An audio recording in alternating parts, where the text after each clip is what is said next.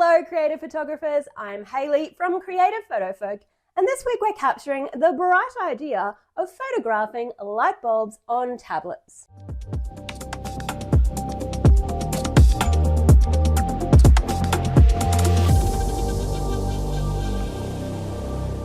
Once upon a time, someone photographed a light bulb sitting on an iPad and sent photographers into a frenzy attempting this trick themselves. This is a classic example of a technique that's so super easy and effective that everyone is able to have a go. So in this tutorial, I'll teach you the base technique and then some fun variations that play on the theme. You will need a table to place everything on, a light bulb, any type will do, but if you have options, try them all, a tablet, some bright, colourful photos or patterns loaded onto your tablet. I found mine on unsplash.com, which is a free stock site, so it has no copyright restrictions on usage, and then moved them over to my admittedly pretty old iPad using Dropbox. A tripod, a chair so as not to hurt your back, a macro or telephoto lens to be able to zoom in and cut out unnecessary space. I found the macro easier because it meant I was in reach of the iPad to be able to easily move things around. But I actually also really like the shots I took from my wide angle and my telephoto lens. So how to capture your light bulb? Well, first of all, make sure that your tablet is fully charged. Set up a table or stand in a dark room, and to avoid any reflections catching on the iPad, be sure to cover over any windows and remember to turn off any overhead lights before you start shooting. Pop your camera on a tripod with the height set just about parallel with the iPad. You may wish to raise this up higher once you've captured a few shots. Next, open the images on your tablet and set the screen brightness as high as it will go. You can then zoom into the area of the picture that you think will work best. You can vary this while shooting for different looks. Now, if you can, tap the screen to remove any text or white borders. I wanted quite a lot of depth of field, especially shooting with a macro lens, so I chose to shoot with a long exposure so I could use a narrower aperture. I used f/16, ISO 100, and between 5 to 8 seconds. However, if you wanted, you could even try focus stacking to get more depth, which is a technique I teach inside my course, Photo Fanatics. Now, place your light bulb on the iPad in a position that you like.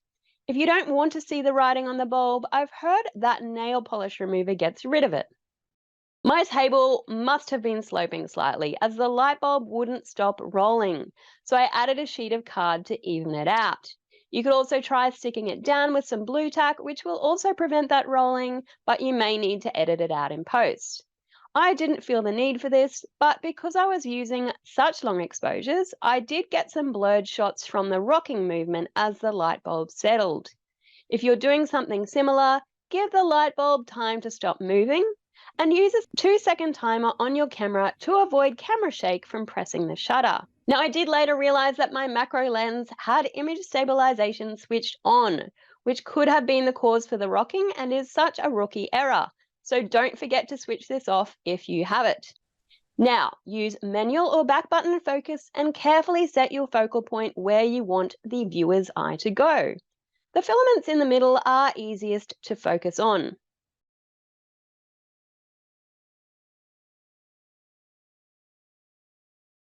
Once I got bored shooting light bulbs, I then tried some spoons. It helps to have the right kind of spoon, one that is shiny and has a deep receptacle, but the bigger the spoon, the more likely it won't reflect the image fully. Try various positions for your spoon, and if you can, even try changing the orientation of the iPad to make it thinner and deeper. It's worth noting that the spoon may activate the iPad screen occasionally. With so many people shooting this technique, it's not the most original idea, but here are some creative variations you can try. You could try a glass ball, drinking glass, or any other interesting glass or transparent item you can find. Try covering your iPad with a small sheet of glass from a picture frame and blowing a bubble on top. I've seen a few people do this and I thought it would be easier than it looked, but it took me about 20 minutes to blow a bubble that didn't pop and probably was not worth the effort or mess. But bubbles are a special technique of their own, which again I cover inside my course, Photo Fanatics. Before you pack everything away, check out my colourful refractions project for more interesting ideas using a similar setup. If it's not yet released, I'll pop the link in the comments when it is. In editing, you can distinguish your photos further by editing out the iPad, flipping them up the right way, and compositing a few together. So let's do that now. So now with our photos loaded into Lightroom, I'm just going to take one across to Photoshop and show you a few things you can do. So first I'll just right click and say Edit in Photoshop. And the first thing we're going to do is use our object selection tools. So that is the best way to select things at the time of recording. No doubt with AI, things will change in Photoshop very quickly. So what we're going for is the object selection tool. It's fourth down on your toolbar. And if you hold your mouse down over that, you will get a selection of tools. We're going to choose the top one. Now what we're going to do is just drag our cursor over our light bulb, and it will try to find a subject to select, which it is doing a pretty good job of. So whatever is pink is being selected, although sometimes it adds in some extra bits, and I suspect it will add in this bottom bit, but we'll see. I'll just tap once and tell Photoshop to create a selection. Look at that, beautiful first go. So what I'm now going to do is add a layer mask. So your layer mask is down the bottom of your layers palette. It is this one here with the hole in the rectangle, so I'll hit that. And our background is gone.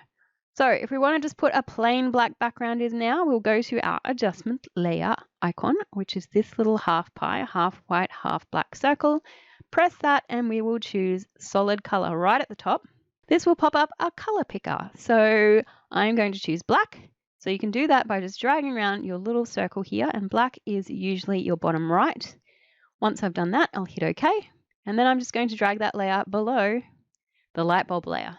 So that's one way you can edit this, just to drop out the iPad and make it look cool on its own. To make it look even cooler, we're going to make sure that our light bulb layer is selected and press Ctrl or Command T, which brings up our transform tool, and we're going to rotate it. So it's about straight, pretty much. There we go.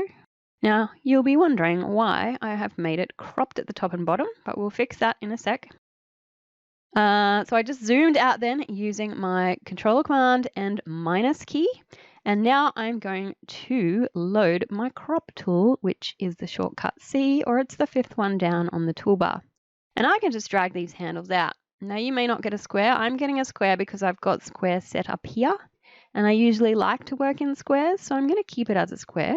And just try and get that light bulb kind of centered, which is roughly about there. And then when I hit my plus, let's call it a plus, but it's a tick, then you can get your light bulb sitting upright, which is quite cool. Then if you want to get really fancy, you can do something like I've done here. So I've just taken 4 different light bulbs and popped them into the scene, and then just to be a little tricky, I added a couple on the side as well, but they're just duplicates of the others. So I would like to do a bit more work on that if I end up with 6. So essentially I did the exact same process I just showed you. I created a new black background. I carefully selected each of the light bulbs using the object selection tool, and then just used that transform tool to rotate them into place and created this cool little image, which I think would make quite a nice print, don't you? And you can rotate and arrange those however you please. This is just one way that you could put all your light bulbs together. You could also do them as a star shape. You could do it as a mandala. I'll link that in the comments because I did use a light bulb for one of the mandala projects. Lots of ways to get creative. This one is sure to entertain you for an hour or two, so have fun, get creative, and remember to subscribe to my channel for more. See ya!